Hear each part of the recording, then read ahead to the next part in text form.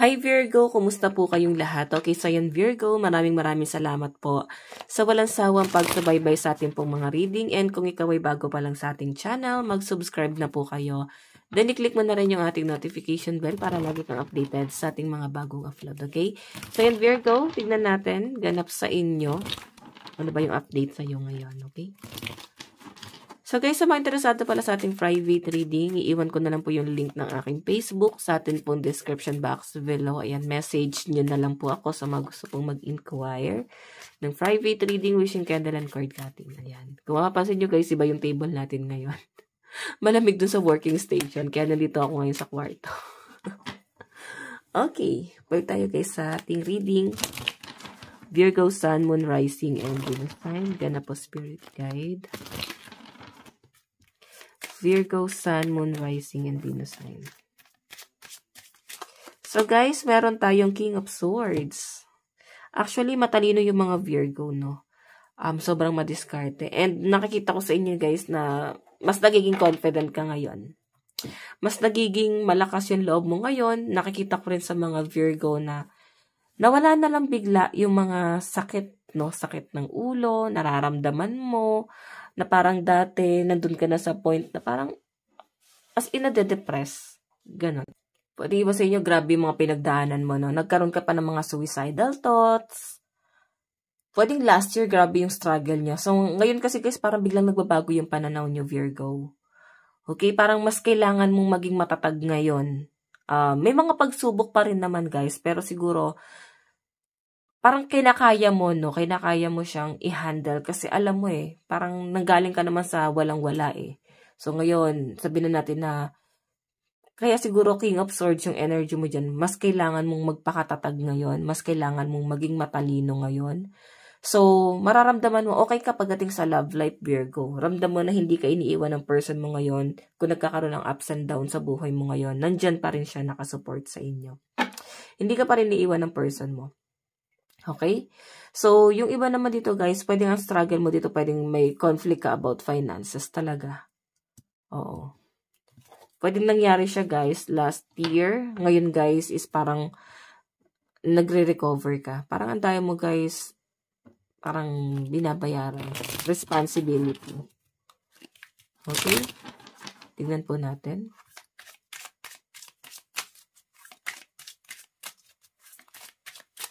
Okay, Virgo, Sun, Moon, Rising, and Venus sign. Meron tayong 3 of Wands. Meron kayong inaantay. Yung iba sa inyo guys nag-iisip, no? Parang nag-aantay na kung ano na lang yung mangyari. Actually, parang wala pa sa plano. Wala pa kayong mga plano ngayon. Then, ang nandun kayo sa point na parang bahala na. Basta ang nakikita ko, gusto mo maging kalmado muna ngayon. Mas gusto mo mag-isip-isip muna ngayon. Okay? So, I think, mas kailangan nyo guys na mas mahabang pahinga. Baka mas madalas puyat kayo. Virgo.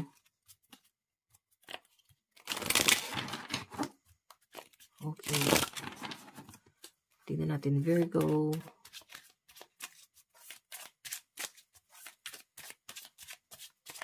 Meron po tayong 8 of Swords. Failure. So, yan yung nagiging disappointment mo ngayon, no? Kasi parang feeling mo, grabe yung, pwede ikaw nakaka-feel nito, pwedeng family mo, magulang mo yun nakakakita nito sa inyo na parang, nag-fail ka na nga sa una, nag-fail ka na naman ngayon. Parang ganyan. Or, nagkamali ka na nga noon. Ngayon, mas pinipili mo na naman magkamali. Okay? Ganun yung pinapakita sa akin dito. Virgo, kung makakita mo, kailangan mo mas maging logical ngayon. Kailangan mo mas maging madiskarte at magpakatatag, no? Ngayon kasi parang hindi ka makapag-isip ano ba yung mga plano mo Parang nandun ka na lang sa point na gusto mo lang mag-relax, ayaw mo na ng stress. Okay? 8 of Swords. Ayan, no? Inisip mo yung mga problema mo na parang paano ka makakaahon dito sa problema na to. Tignan pa natin. Virgo, Sun, Moon, Rising, and Venus sign. Additional message po kay Virgo. Meron tayong 9 of Wands.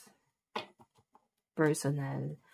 So, iba sa inyo guys, iba kasi yung nakakita sa inyo ng ibang tao sa kung ano talaga yung pinagdadaanan mo ngayon. parang hindi mo siya guys masyadong pinapahalata sa ibang tao na meron ka pinagdadaan ng matinding problema ngayon. Kasi, ang malinaw kasi guys na pinapakita sa akin dito, mas pinipili mo maging matatag eh. Matatag kasi si King of Swords or si Queen of Swords. Pero in reality, ito yung energy mo. No, ang dami mong iniisip, no? Paano masusolusyonan yung mga problema mo na parang nagpatong-patong na. Okay? Tignan natin. Virgo, Sun, Moon, Rising, and Venus sign. Meron tayong I can't only count on myself. So, ayan. Energy mo dyan. Ayan. So, guys, kung makikita nyo ito yung relationship mo ngayon. Okay? Nakukumpara mo yung relasyon mo dati sa ngayon. Yan, sa mga may love life dito. Ngayon kasi, guys, hindi mo kailangan magpanggap.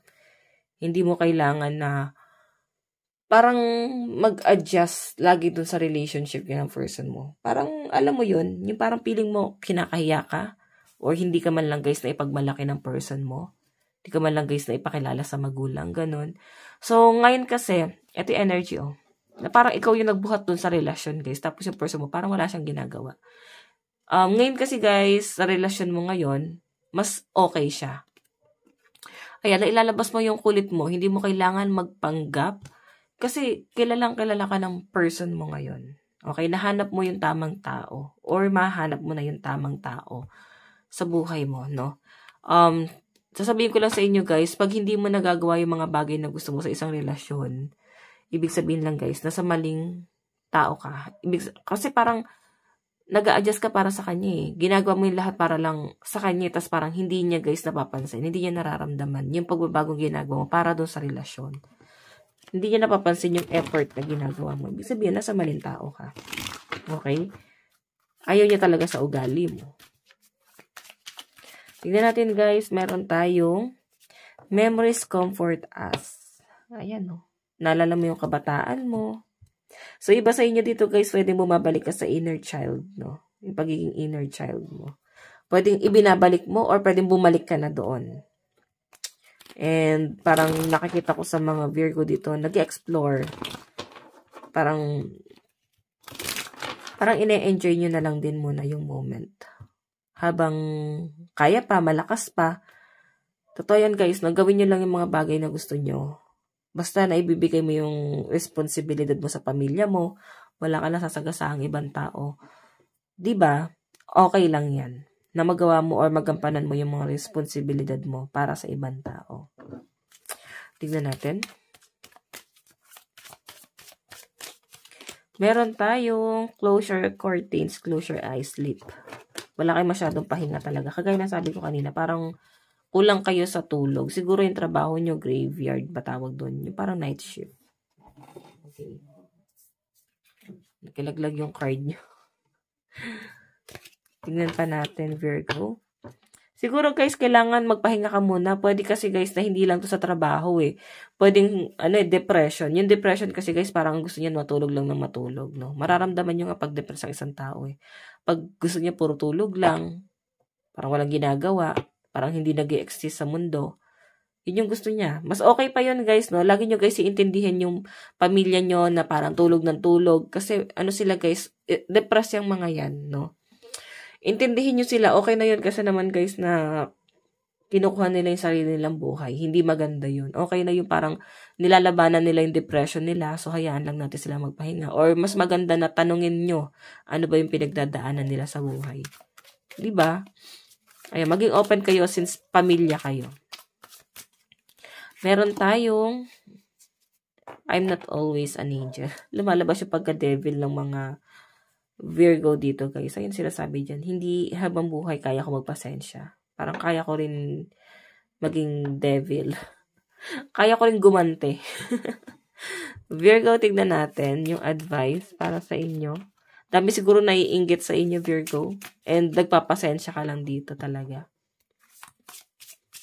Virgo, meron tayong I am a light in the world. Ayan. Diba? Totoo yan guys, no? Yung mood kasi ng mga Virgo, sobrang masiyahin. So, pag nagbago talaga yung mood mo, like, naging malungkot ka lang, nakakahawa yung vibe.